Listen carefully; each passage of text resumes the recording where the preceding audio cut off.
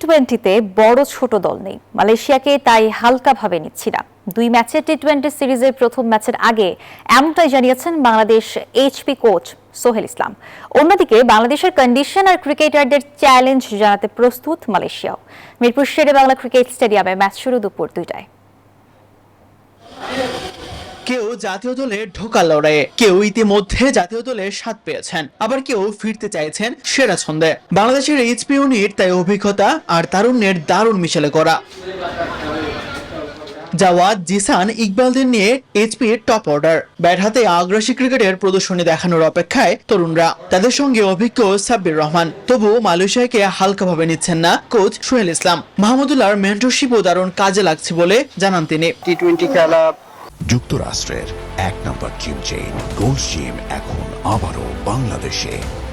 বসুন্ধরা আবাসিক এলাকা ও Bashundhara city shopping মলে আসলে বড় ছোট দল নাই, তো সেই হিসাবে সেই কথা সূত্র ধরে বলতে গেলে যে আসলে সেভাবে চিন্তা করার কোনো অপশনই নাই, হালকাভাবে নেওয়া বা ওভার থিঙ্কিং করা। রিয়াদ প্রথম সিরিজ আসছেন এবং চমৎকার কাজ করছেন তিনি, প্লেয়ারদের সাথে তার কমিউনিকেশন খুবই ভালো এবং তার এক্সপেরিয়েন্স সে শেয়ার করছে, সাথে সাথে টেকনিক্যাল বিভিন্ন জিনিস নিয়ে ব্যাটিং এর কথা বলছে। অন্যদিকে চ্যালেঞ্জ জানাতে প্রস্তুত মালয়েশিয়া। মিরপুরে শেষ মুহূর্তের প্রস্তুতিতে ঘাম ঝরাচ্ছে সফরকারীরা। 2 সপ্তাহের বাংলাদেশ সফরে চমক দেখানোই মূল লক্ষ্য ডেভ হোয়াটমোরের শিষ্যদের।